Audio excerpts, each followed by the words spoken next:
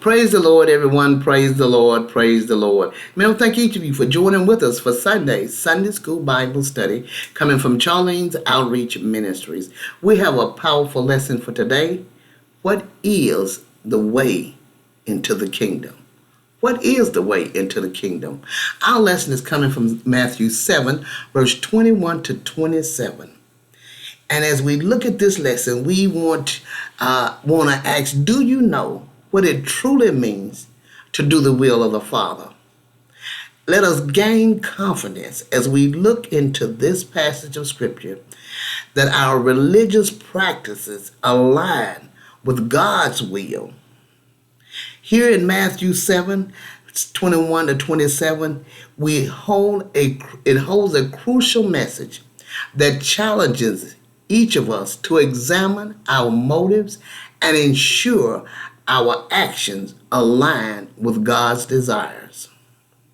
The truth about God in this passage is God's word is the only sure foundation for Christian life. God's word is. We're going to get ready and move into our lesson, but first we are going to have prayer. Dear God in heaven, we thank you, Father. We thank you for all the many blessings that you bestow upon us. We thank you for making a way out of no way. We thank you for leading and guiding us in your true path of righteousness. Lord, you are our light and our shining armor, and whom shall we fear? We give you the glory, the honor, and the praise, Father. We ask you to go with us and stand by us, lead us and guide us in your true path of righteousness. Lord, we are your children. We are the sheep of your pasture. We enter into your gates with thanksgiving and to your courts with praise. We give you the glory, the honor, and we bless your holy name. Father, we thank you as you said in your word that by your stripes we are healed, and we walk in and claim that healing for our mind, body, soul, and spirit in the precious and mighty name of Jesus Christ. Lord, we ask that as we go into your word that you would open our eyes that we see, our ears that we hear, and give us wisdom, knowledge, and understanding as we walk into your word with our heart pliable and ready to receive all that you have for each one of us. In the precious and mighty name of Jesus Christ we pray.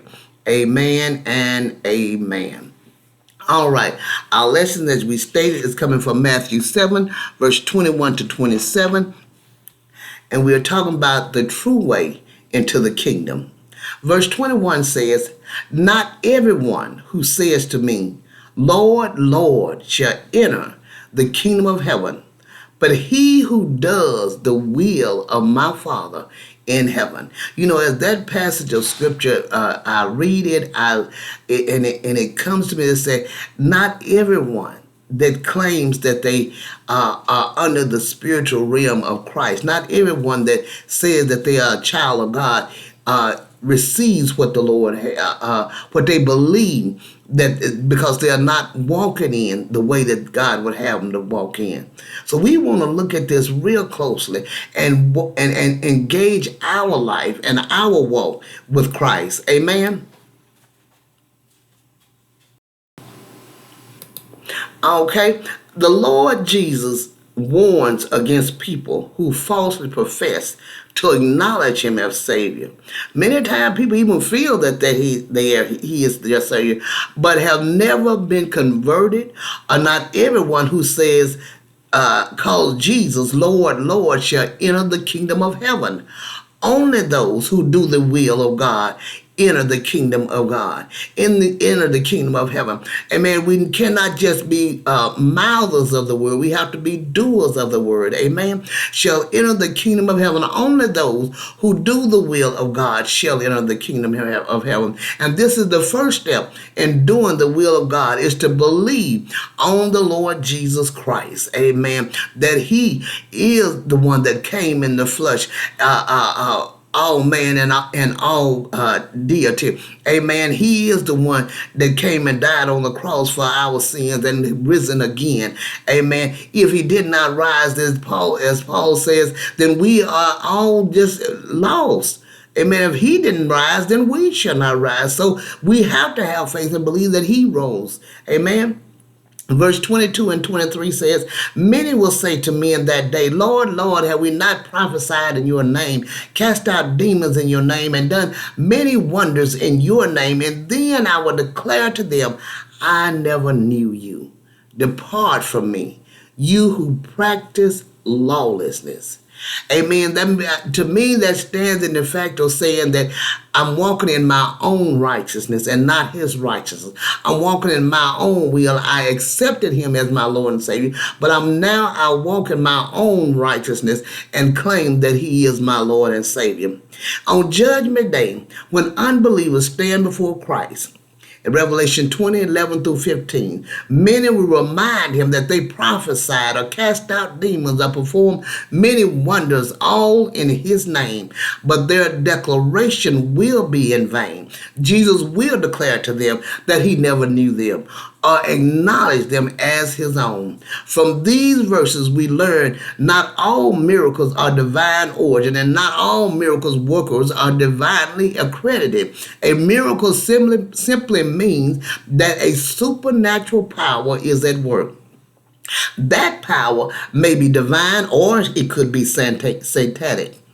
Satan may empower his workers to cast out demons temporarily in order to create the illusion that the miracle is divine, because we know that it says in scripture that when the house is cleaned, speaking of the body, when the body is cleaned of demons and it goes out and looks to and forward, it says it can't find, and it comes back and bring back 7 more worse than he was in the first place. So Satan can cast them out on a temporary basis, knowing that when they come back, it will be 7 times worse, or much worse than it was in the first place. Amen. He is not dividing his kingdom against itself in such a case, but is plotting an even worse invasion of demons in the future.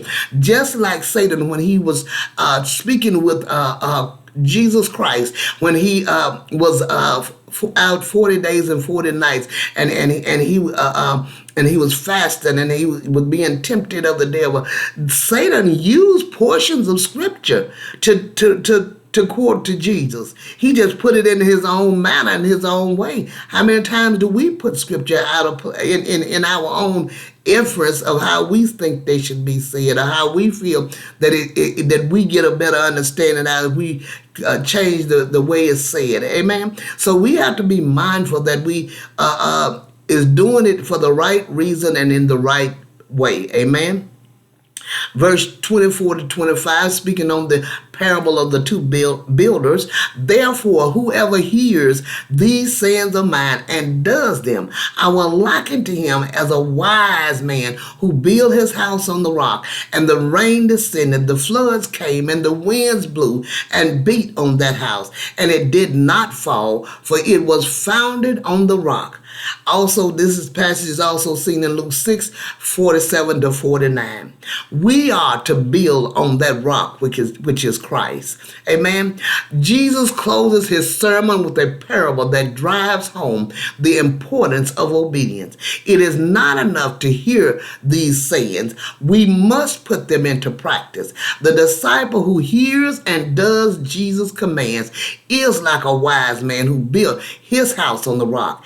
His house, which is our life, has a solid foundation. If we build our house on the rock of Jesus Christ, we have a solid foundation. And when it is battered by rain and winds, when it is battered by false accusations, and when it is battered by pain and discomfort, and when it is battered by going through trials and tribulation, it will not fall.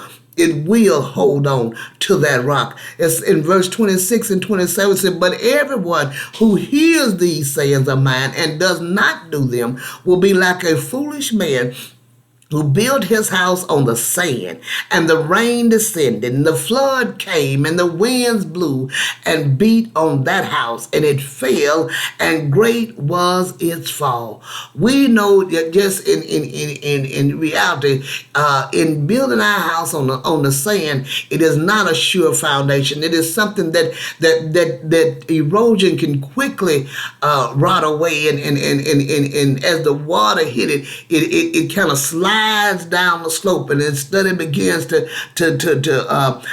fall. Amen. And that's what building our house on the sand, building our house on what we believe to be right and not what the word says. It must follow the word, no matter what someone else said. It must follow the word of Christ. Amen. The person who hears Jesus saying and does not do them is like a foolish man who built his house on the sand. This man will not be able to stand against the storms of adversity. When the rain descended and the winds blew, the house fell because it had no solid base. If we don't have built our faith and our life on Jesus Christ, our Lord and Savior, then we do not have a solid foundation. If we claim him as our Lord and Savior and do not do what he says do, then we do not love him, and we do not do as the Father has told him to do and he told us to do.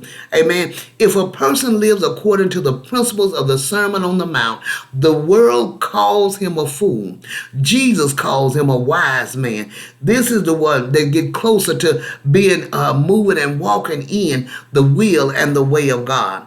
The world considers a wise man to be someone who lives by sight, who lives by the present, who lives for self. I got to put myself first. Amen. We fall into these temptations. We have to strive and fight. And the only way we can strive and fight is by making sure that we get ourselves together and get close to God by rising in the morning and studying the word and having a relationship with him, building up your relationship with him with fasting and fasting. Prayer and fasting. Amen. And as we do so, we build up our relationship with him by building up the word within us, reading scriptures. Amen. Who lives for the present and who lives for self. Jesus calls such a person a fool. It is legitimate to use the wise and foolish builders to illustrate the gospel. The wise man puts his full confidence in the rock. We must put our full confidence in the rock, who is Jesus Christ, our Lord and Savior. To illustrate the gospel, the wise man puts his full confidence in the rock, Christ Jesus, as Lord and Savior. The foolish man refuses to repent and rejects Jesus as his only hope of salvation, but the interpretation of the parable actually carries us beyond salvation to its practical outworking, or walking out this in our life as Christians. The first thing that we must do is be obedient to the word, obedient to the will of God, and be obedient to our Heavenly Father. Then we must build our house on the rock, is the second thing we have to do. The third thing is we must be a disciple who hears the word. We must first hear the word. We must put the word within our spirit. We must not just hear the word, but we must put the word in our spirit. And after hearing the word, then we must be, number 4, doers of the word. Amen. We cannot just hear the word and not be obedient. We must be doers of the word in following Christ and doing his will. Amen. And walking out our soul salvation. Amen. Showing that we love him and that we appreciate him and what he has done for us, and giving praise and worship to him. Amen. And these are the things that we do when we are going through trials and tribulation. It's hard to get yourself together and get into that prayer closet and get in that and do that fasting that the Lord is calling you to do. And as we pull ourselves together and start fasting and praying, and then we begin to sing hymns and songs that will uplift our soul and our spirit, then we get closer to Him and we begin to have a true relationship with our Heavenly Father. Amen. This is a great and powerful lesson. I pray you meditate on this lesson and have a wonderful and blessed day. God bless you.